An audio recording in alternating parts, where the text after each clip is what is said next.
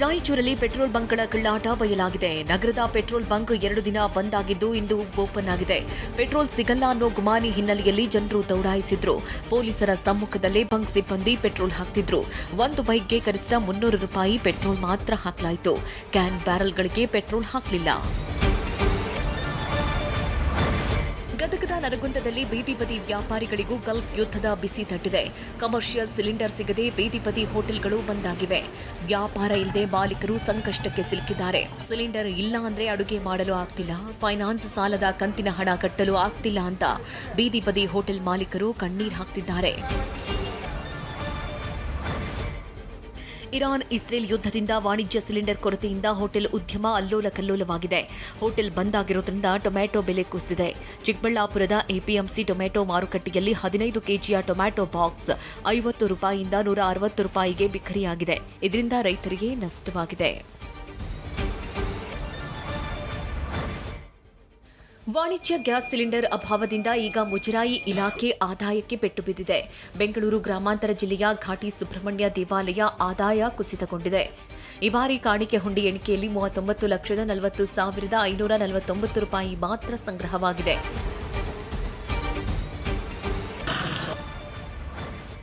ಮೈಸೂರು ಜಿಲ್ಲೆ ಪೊಲೀಸರು ಭರ್ಜರಿ ಭೇಟಿಯಾಡಿದ್ದಾರೆ. 25 ಕೆಜಿಗೂ ಅಧಿಕ ಸಿಂಥೆಟಿಕ್ ಡ್ರಗ್ಸ್ ಪತ್ತೆ ಹಚ್ಚಿದ್ದಾರೆ. ಹುಣಸೂರಿನ ದಾಸನಪುರ ರತ್ನಪುರಿ ಮಾರ್ಗದಲ್ಲಿರುವ ತೋಟದ ಮನೆ ಮೇಲೆ ದಾಳಿ ನಡೆಸಿ ಡ್ರಗ್ಸ್ ಜಪ್ತಿ ಮಾಡಿದ್ದಾರೆ. ದಾಳಿ ವೇಳೆ ಕೆಲ ಆರೋಪಿಗಳು ಕಾಲ್ಕಿದ್ದಿದ್ದಾರೆ.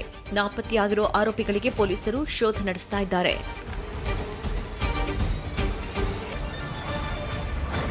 ಮೈಸೂರಲ್ಲಿ ಹುಸಿ ಬಾಂಬ್ ಬೆದರಿಕೆ ಸಂದೇಶ ರವಾನಿಸ್ತಾ ಇದ್ದ ಆರೋಪಿಯನ್ನ ಬಂಧಿಸಲಾಗಿದೆ.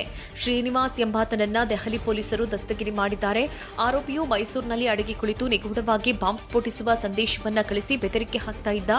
ಆರೋಪಿಯನ್ನ ದೆಹಲಿಗೆ ಕರೆದೊಯ್ದಿದ್ದು ಆತನಿಂದ ಹಲವು ಸಿಮ್ಗಳು, ಲ್ಯಾಪ್ಟಾಪ್ ವಶಕ್ಕೆ ಪಡೆದುಕೊಂಡಿದ್ದಾರೆ. ವಿಜಯನಗರ ಜಿಲ್ಲೆ ಹಗರಿಬೊಮ್ಮನಹಳ್ಳಿಯಲ್ಲಿ ಕ್ಯಾಂಟರ್ ಸುಟ್ಟು ಕರಕಲಾಗಿದೆ. ಪಿಲ್ಲೋಬನಹಳ್ಳಿ ಗ್ರಾಮದ ಬಳಿ ಚಿಪ್ಸ್ ಲೋಡ್ ತುಂಬಿಕೊಂಡು ಬರುತ್ತಿದ್ದ ವಾಹನಕ್ಕೆ ರಸ್ತೆಯ ಮೇಲಿನ ವಿದ್ಯುತ್ ತಂತಿ ತಗುಲಿದ್ದರಿಂದ ಅನಾಹುತವಾಗಿದೆ. ಕ್ಯಾಂಟರ್ ಲಾರಿ ಬೆಂಗಳೂರಿನಿಂದ ಹೂವಿನ ಹಡಗಲಿ ಪಟ್ಟಣಕ್ಕೆ ಹೋಗ್ತಿತ್ತು. ಚಿಪ್ಸ್ ಪ್ಯಾಕೆಟ್ ಸೇರಿದಂತೆ ಇಡೀ ವಾಹನ ಬೆಂಕಿಗಾಹುತಿಯಾಗಿದೆ.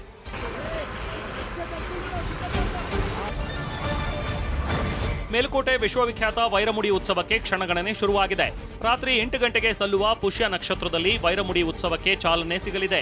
ಚಲುವನಾರಾಯಣ ಸ್ವಾಮಿಯ ಉತ್ಸವ ಮೂರ್ತಿಗೆ ಕಿರೀಟಧಾರಣೆ ಬಳಿಕ ಮೇಲುಕೋಟೆಯ ಪ್ರಮುಖ ಬೀದಿಗಳಲ್ಲಿ ಮೆರವಣಿಗೆ ನಡೆಯಲಿದೆ. ಸುಮಾರು 2 ಲಕ್ಷ ಭಕ್ತರು ಆಗಮಿಸುವ ನಿರೀಕ್ಷೆಯಿದೆ. ನಂಜನಗೂಡು ದೊಡ್ಡ ಜಾತ್ರಾ ಮಹೋತ್ಸವಕ್ಕೆ ದಿನಗಣನೆ ಆರಂಭವಾಗಿದೆ. ಮಾರ್ಚ್ 30ರಂದು ಉತ್ಸವ ಹಿನ್ನೆಲೆಯಲ್ಲಿ ಸುಮಾರು 97 ಅಡಿ ಎತ್ತರದ 250 ಟನ್ ತೂಕದ ನಂಜುಂಡೇಶ್ವರನ ದೊಡ್ಡ ರಥ ಸಿದ್ಧವಾಗ್ತಿದೆ. ಈಗಾಗಲೇ ನಂಜುಂಡನ ಸನ್ನಿಧಿ ಬಣ್ಣ ಬಣ್ಣದ ವಿದ್ಯುತ್ ದೀಪಾಲಂಕಾರಗಳಿಂದ ಕಂಗೊಳಿಸ್ತಾ ಇದೆ. ರಥೋತ್ಸವ ದಿನ ಲಕ್ಷಾಂತರ ಭಕ್ತರು ಆಗಮಿಸುವ ನಿರೀಕ್ಷೆಯಿದೆ.